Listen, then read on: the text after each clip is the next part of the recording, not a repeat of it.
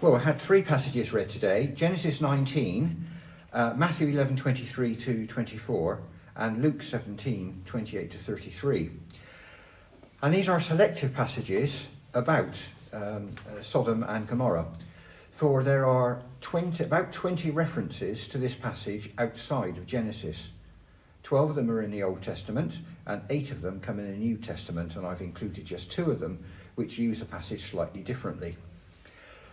Many of those passages, particularly those in the Old Testament, liken those who are supposed to be the people of God to the inhabitants of Sodom and Gomorrah, with a similar end threatened to the one we read about here. There are also similarities to other passages which don't mention Sodom and Gomorrah or Lot directly. Sam will remember the similarity to Judges 29, where a city in the tribe of Israel behaves exactly like Sodom. And as we'll also see, there's an earlier passage in Genesis which has some similarities with this as well. But to start with, I'm going to look at Genesis 19 in the context of Genesis 12 to 20, which is the story of Abraham. And then I'll see how it fits into the bigger storyline, the bigger narrative of the Bible. Now, this chapter does have some similarities to the last one. In the last one, 3 men suddenly appeared before Abraham, and in this case it's now 2. We do have this spoiler. Our translation says the 2 angels came to Sodom. Strictly speaking, it's the 2 messengers came to Sodom, and we have to determine whether or not they were ordinary human beings or supernatural ones. We don't learn that till later on in the chapter. As far as Lot is concerned, it is just 2 ordinary men who turn up. Now, Lot just happened to be sitting in the gate of Sodom. Ancient cities were built with really thick defensive walls, and the smaller cities would just have one entrance through, like a tunnel through that wall, which could have barred gates as well, which would probably be closed at night. If you go to Peel Castle, you find the entrance through there is almost like going through a tunnel before you go into the main bit. And this gate or tunnel way through would be an area in some cities where the elders of the city would sit to discuss and judge matters. And just inside there would often be a market square. So as traders came through, they'd have somewhere to set up to sell their goods. And then outside the market square, you'd have a rabbit warren of all houses and things crammed into this, between these protective walls. So there's Lot. For some reason, he just happens to be in the gate of Sodom as evening is approaching, before the gates are closed, and he sees these 2 men coming. Now, we first met Lot right at the beginning of Genesis 12 when he was rich with many flocks, but now he's a city dweller. He has a fixed home, he's no longer travelling about. And as we'll see, he is in a city whose mindset is opposed to his. It's not a happy situation for Lot, and it's going to come to a crisis within hours. Again, like Abraham, Lot presses hospitality on them. Not much, just turn aside to a servant's house, wash your feet. That's all. Just a little water for your feet, spend the night, and then you can go on your way. And perhaps in typical negotiating fashion, the 2 men turn him down. They say, no, that's fine, we'll sleep in the open. We will sleep in the square. But Lot continues pressing because Lot knows, or Lot thinks he knows, that these will be in danger if they're left at night in the city square. The men themselves know, of course, they're not in any danger at all. But nevertheless, Lot presses them. So they do turn aside. And of course, Lot is the whole reason they've come anyway. But they turn aside to him. And then Lot, like Abraham, who then prepared a feast, or rather got his wife to help prepare a feast, it says here, Lot similarly prepared them a feast. And he didn't bake cakes with a rising agent in the dough. He baked unleavened bread. This is something which is being done perhaps in more of a hurry. And there's no mention of the wife helping, but perhaps she did all the work in the background. So the men are in the house, they've eaten, and the meal is over, they're preparing to settle down. And it's at that point we get all the men, both young and old, pressing around him. You see, what we know, and Lot didn't, is the Lord was confirming the brazen evil of these cities. He said, I will go down and see if it's so. and the proof is not long coming, because every adult male turns out and say, "Where are the men who came to you? Bring them out that we may know them." Now, know can be harmless. It can be, let's be acquainted with them, let's meet them. And about 900 times in the Old Testament, that's what it means. In 15 times, it's a euphemism for sexual union. And it's a good euphemism, because in the beginning, man and woman were to be intimately united in an exclusive relationship when they were fully open to one another, joined as one flesh. A delightful knowing of the body, of each other's body, that should lead to a growing knowledge of each other's feelings and thinking. And this is what we call knowing in the biblical sense, even though it's only used that way fairly rarely. So in what sense do the men want to know these two that have come? Is it, "Oh, we'd like to get to know these, please, have a look at their credentials"? Or is it, "We want to have sex with them"? Well, lots of reactions suggest it's the second meaning. But of course, what they're offering is a parody of sexual union. They're the wrong sex for a start, there are too many of them, and they're abusive. This is miles away from the initial pattern of, "For this reason a man shall leave his father and his mother and cleave to his wife, and the two will become one flesh." So we are seeing something of the evil of this city, that desire has just run riot, and sex has become something abusive. Now, I understand that in many cultures, the host is responsible for the safety of his guests once he's taken them under his roof. And it sounds as if Lot is of that mind, because he now tries to intercede. He goes out of his house to plead with these men not to do this evil, because these men are under his protection. And shockingly, as an alternative, he offers his own daughters, unmarried, so presumably young teenagers, and he offers them for their own sexual gratification in order to protect his guests, and without, of course, his daughter's consent.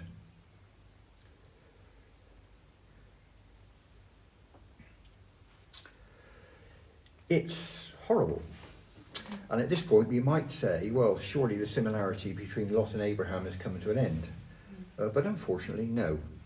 Remember again, right at the beginning of Genesis, when Abraham went down to Egypt, he passed his wife off as his sister. He was quite happy for his wife to be sexually united to someone else in order to save Abraham's own skin. And we would find in the next chapter that not only does Abraham do it again, he has made a habit of this.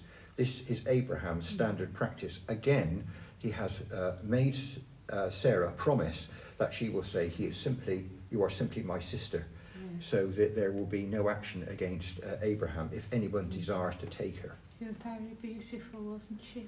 She was to start with, and then in the end, I think, because if in the next chapter it's chronological, it may not be, but if it is, she won't look quite so attractive now, being old. But of course, Abraham is attractive in the sense he is wealthy, he is powerful, and he's someone to be feared. And a common way in those days of making a treaty with someone was to take one of their party to be a wife. So there was a kind of union between the two. So there are political reasons for taking women as wives as well. Solomon was the one who did that par excellence. When he made treaties with everyone, he took a wife from all those countries and built houses for them and temples to their gods. It was his undoing. So yes, she was beautiful certainly to start with, but there may be other reasons why she was desirable, and Abraham was not averse to allowing her to be taken off and compromised in that way. So horrible though this is, and I think it's meant to come over to us as horrible, Abraham still was a little bit like that. But what happens now, of course, is the men of the city hear Lot criticising them. "Do not do this evil," Lot is said. How dare he? How dare Lot say them? How dare Lot criticise their culture, their values? They will accept no challenge. Lot lives among them by their consent. He is no brother. He has said, "Brothers, do not do this," but they don't recognise him as a brother. And he is now no more under their protection. They're going to deal with him worse than with the two men inside. So Lot has lost his place now in the city, and is now a victim. And it's at this point in this account that the protected ones, the two visitors who have come, become the protectors. And the men who always knew they were under no threat themselves, they start the judgment process which they come to do. First by saving Lot, then extracting him from the city, and then the judgment of the end. So first by saving. The men reached out their hands and brought Lot into the house with them and shut the door. Then neutralizing the threat, they struck with blindness the men who were at the entrance of the door. Then extracting, then the men said to Lot, have you got anyone else here of your family, sons, daughters, anyone else, bring them out. And then finally the end, verse 13, for we are about to destroy the place, because the outcry against his people has become great before the Lord, and the Lord has sent us to destroy us. What about this blindness, which is rather strange? My commentary says, literally, it is dazzled. It was a blinding light. The difficulty the translators have, as this term only occurs twice in the entire Old Testament, it's the most unusual way of talking about blindness. The only other occurrence of being blinded like this occurs in 2 Kings chapter 6, when the king of Aram, also known as the king of Syria, keeps trying to wage war against Israel. But he fails every time, because the king of Israel always seems to know where he's going to be coming. And he knows because God tells Elisha the prophet, and Elisha goes and tells the king, and the king is always ready. And the king says, who is leaking information to the opposition? And someone says, no, it's this prophet. So the king decides he's going to go and arrest Elijah. So he sends a huge army off to where the town where Elisha is. And then Elisha's assistant sees this huge army and says, alas, what are we to do? And then Elisha says, O Lord, please open his eyes that he may see. This is the opposite of blindness at the moment. Open his eyes that he may see. And the Lord opened the eyes of the young man, and he saw a vast army, a vast heavenly army, which completely outnumbered the army of Syria there. And then Elisha prayed, please strike this army with blindness. And Elisha said to them, this isn't the way, this is not the city. Follow me, and I will bring you to the man you should seek. And he takes him to Samaria. Now people have said, if he blinded this army, if God blinded this army, how could they follow Elisha? Is it not possible that the blindness here is just not seeing straight? Because Elisha says to them, you are not in the right place, follow me. And the army suddenly do not have a clue where they are. And they are led into the presence of the king, and at which point their eyes are opened and they realise where they are. And commentators take 2 lines. They say, yes, they're dazzled, they just couldn't see, but it seems strange they're not panicking, they're still looking for the door. Other commentators say, because of this other use, it sounds as if it's a kind of selective blindness, that they cannot now see Lot's door. You know, it's as if Lot's house had become invisible. It's a kind of Harry Potterish way, you know, it's just disappeared. They cannot find it. All the doors they can find are their own. But be that as it may, whatever kind of blindness they're struck with, and if it is a selective blindness, it reminds me a bit of those 2 disciples on the road to Emmaus, when Jesus drew alongside, but he kept them from recognising him. So they could see him, but they didn't know who it was, which meant they could have the conversation without being distracted with the joy of seeing he'd risen from the dead. But whatever it is, they are frustrated in their ability to find Lot's door. And as this may well start at midnight, and perhaps after an hour or 2, they eventually give up.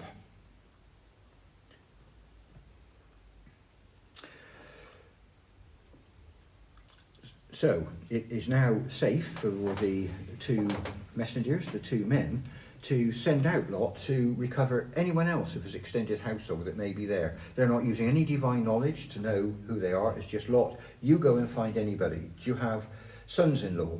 In those days, if you were promised to be married, effectively you were, even though that marriage wasn't consummated. So it was fair to call those whom your daughters were engaged to the sons-in-law. The marriage would come later. So do you have sons-in-law? Do you have sons? Do you have anyone? Just go and get them. So Lot goes off to encourage these to leave. But like the warnings of Noah, these warnings fell on deaf ears. And in fact, as I said, this passage does read a little bit like an earlier passage in Genesis, and it has some similarities to the way the story of Noah unfolds. You see, he goes to these young men who were presumably amongst the crowd that had been trying to break in. Then they had eyes but couldn't see the door. Now they have ears but they can't hear. Well, they choose not to hear this final warning. And even Lot himself seems uncertain here in verse 16, but he lingered. Well, I suppose Lot is being asked to walk away now from his security, from his possessions. The loss of everything, when everything still seems normal. There is as yet, there's no signs of imminent destruction at all. So Lot's reluctant to leave, and he is dragged out along with the family. And you can imagine these two men, Lot in one hand, wife in the other man with both daughters in hand, and they're just dragged through to the outside of this city as dawn is approaching. But it's not safe for them, even outside the city. The whole valley is in for it, along with all its cities. So get out of the valley now. And still Lot resists. Oh no, my lords, he says in verse 18. Lot has some trust, some faith in them. He does believe that disaster now is coming. And in any event, even if it's not, he's no longer welcome in the city. But he doesn't believe he has enough time to escape. He still wants to live in a city. Just a little one. One that it doesn't have many guilty in it that will go unpunished, will it? Can you spare that little city for my sake, so I'll be safe? And then the narrative switches from plural to singular. In verse 21, he said to him, I grant you this favour, I will not overthrow. It seems now that somehow this is the Lord speaking again, and he is gracious enough to allow him to do that. And in fact, even back in 16 it says, when the men seized him and took him out, the Lord being merciful to him. So really, Lot is trying his patience. He does not really deserve to be rescued, but he is being shown mercy. And he's being shown mercy again in there is now one city that will survive because of Lot's presence there. That's a little bit like Abraham's prayer that said, or his conversation with the Lord. It says, if there were as few as 10 righteous in the city, would you sweep away the whole city for those? And the Lord said, no, I will save this. I will not destroy the city for the sake of 10. And now Lot really is asking, will you not destroy the city for the sake of 1? Or perhaps 4, as his family is still with him. And the Lord says, I cannot overthrow the city. I cannot begin judgment until you are in that city. So Lot sets off. The evil has been done at night, but now justice is coming in the day. And this fertile valley, which attracted Lot to it in the first place, now becomes a desert. It's the Pompeii of its day. Now, how the Lord rained burning sulphur down on them, we don't know. Some have suggested a natural means. There's plenty of tar, oils and sulphur and salts in that area. The whole area is explosive. Others have said, and I think it sounds better, that this is entirely a miraculous action of God. But as far as the Bible is concerned, it doesn't make any difference because God's in charge of everything. This is an act of God in judgment against the cities of that valley, and the whole valley is destroyed. And it talks about the burning sulphur raining down, or rather it's a deluge. And again, we've heard that term before in Genesis. It was water then, it is fire this time, and it's the same effect. Some are saved, most are destroyed. Everything, the cities and all the plants are destroyed. And the unnamed wife looked back. What's wrong with that? There she is. It says she's behind a lot. Perhaps she's lagging behind. Perhaps she looks back to what she has lost and not forward to where she should be going. And for her then, it's as if she has never left. She is incinerated on the spot. And sometimes halting between two opinions is not uncertainty, but an affection to what we're being called away from. And when judgment falls, there is only black and white. We are in one camp or the other. Perhaps. And one of the New Testament passages may give support to that speculation. But the main reason was probably back in verse 7. Do not look back or stop. This was in defiance of that command. His wife has completely disregarded what was said. She has made an example which is picked up in the New Testament, that having looked back is as if she is still there. So what of Abraham's intercession that the Lord should save the cities if there were righteous people in it? And as Abraham looks out during the day, all he sees is smoke rising up out of the valley. Fear smoke, the sort of thing that rises up from a very hot furnace. Doesn't look like his prayer was answered, does it? And yes, it was. For in 29, so it was that when God destroyed the cities of the valley, God remembered Abraham and sent Lot out of the midst of the overthrow, when he overthrew the cities in which Lot had lived. Why was Lot saved? Because God remembered Abraham. It was Abraham's persistent argument with the Lord which led to this rescue. Not in the way that Abraham expected, that Lot would be left in place and the cities therefore spared. The Lord took the righteous out first. Hang on, righteous? Lot doesn't look good. But he is treated as a righteous person to be spared judgment. The whole thing looks pretty sordid to us. But I suspect so does our society look sordid to God. Whether righteous or not, Lot was undeserving of rescue. His wife was given no second chance, but Lot was dragged away. And it was mercy, and it was because of Abraham's intercession. So we come to the epilogue, the really sordid bit. We're back in darkness now, double darkness, because we're in a cave at night. And now the daughters get their own back. Lot was willing to have his daughters abused, and now they abuse him. Lot's fear has left him completely isolated, afraid even of the small city he has saved. He now lives in a cave with no future for himself or his daughters, and there are dotted down the valley around the Dead Sea many caves with evidence of habitation in them. And that, it seems, is where Lot is going to stay. He has no future. They decide to preserve their father's line by incest. Lot himself now goes into obscurity.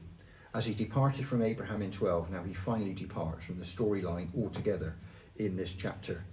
And we have come to the end of Lot. We will not hear of him again in Genesis. But we will hear his descendants.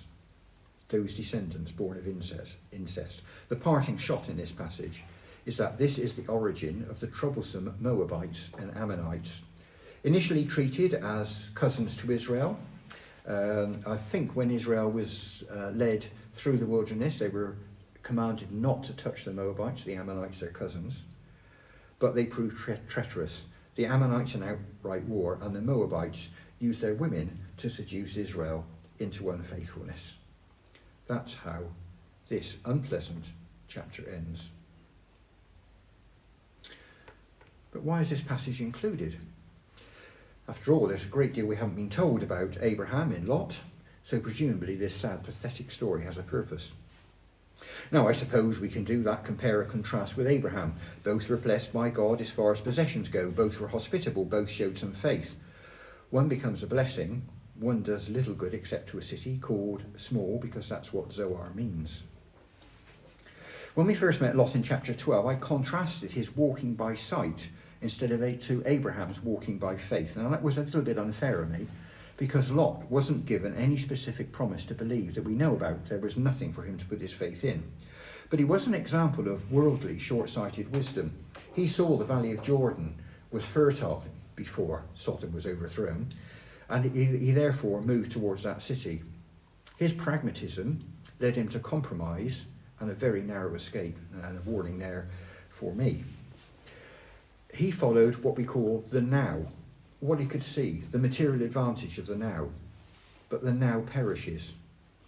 And if we had a better wisdom, like Abraham's, then we live in the now, in the light of the then. And we will not be put to shame or disappointed. And perhaps there is something we can learn from the comparison between Lot and Abraham. But the rest of the Bible makes other points. The Apostle Peter in 2 Peter chapter 2, verse 4 onwards, speaks of Lot being tormented, distressed by the people he lives amongst. Not distressed enough to leave, we might say.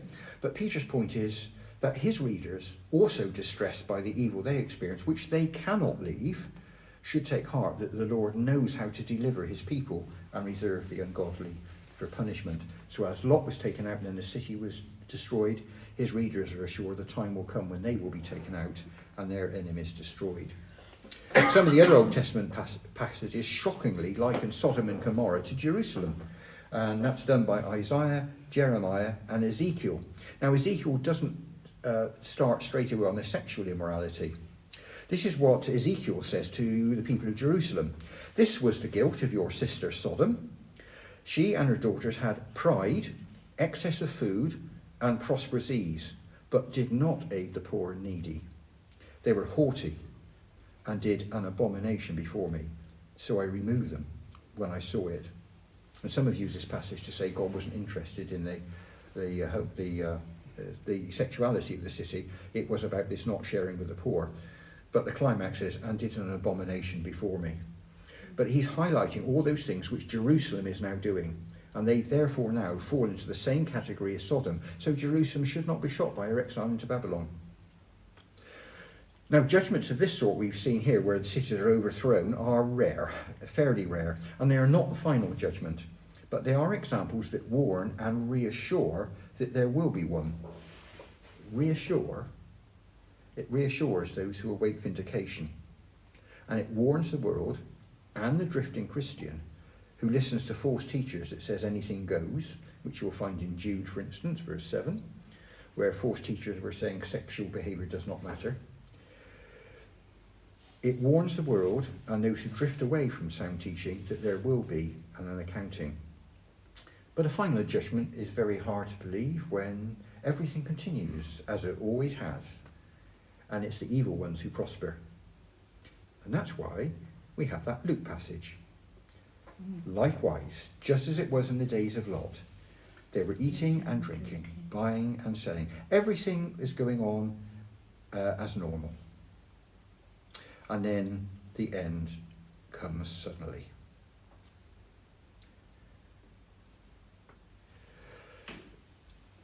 The end will be sudden and unexpected for many, but Jesus warns his disciples to be ready. Now, those of the speaking to that survived the persecution under Nero experienced their own mini end of the world when Jerusalem was destroyed in AD 70. And when the city was threatened, they knew not to look back, but to flee quickly. And to linger would to end up like Lot's wife. That was one mini end of the world judgment which they saw then. But in this life, all his disciples at all times are to look forward and not to be ensnared by the world. Focus on your life, says Jesus, and you will lose it. Give it up for me, keep following me, and you will keep it. Do not hang on to this life. Remember Lot's wife. That's how Jesus uses this in Matthew. And also earlier in Matthew, it's not printed here, if anyone will not receive you, he says to his disciples as he sends them out to the villages to witness, if anyone will not receive you or listen to your words, shake off the dust from your feet when you leave that house or town. Truly I say to you, it will be more bearable on the day of judgment for the land of Sodom and Gomorrah than for that town. You see, we might say we're not like the Sodomites, so we're okay. But Jesus says, don't think you're okay because you don't indulge in the sins that they do. The key is obedience to how we respond to our rescuer.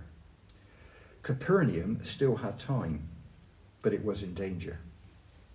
That was the passage that William read. Will you be exalted to heaven? You will be brought down to Hades. It'll be more tolerable on the day of judgment for the land of Sodom than for you. The destruction of Sodom was not its final judgment. And at the final judgment, Jesus says, if you continue to reject me, it'll be worse for you than it is for Sodom. And you also see in that passage that Jesus says God takes into account what would have happened had you known more. If the mighty works done in you had been done in Sodom, it would have remained until this day. Another reason why your guilt is worse than theirs. So judgment does take into account what mercy and grace has not been extended. But Sodom and Gomorrah weren't unfairly treated by not being warned in that way. They were determined to follow their chosen behaviour. Now it's often said that God is a gentleman and does not interfere with our free will. And Genesis 19 is one of the many that shows that where God doesn't interfere in our will, it ends badly. Cataclysmic judgments like this are rare. The usual judgment of God is that he gives people over to what they want, giving rope. It's his own people who rebukes and leads to repentance. But final point, there was light in that dark passage. God did show mercy. God remembered Abraham by rescuing Lot. But we have an even better intercessor than Lot did in Abraham. One who rescues his people without creating a moral conflict of how can unrighteous people be classed as righteous. We don't look very righteous, do we? And our rescuer stood in for us, so justice was and is done. And at the end, this intercessor will rescue his own. And until then, let us be faithful to him, long-sighted like Abraham, whose treasure was not in this world.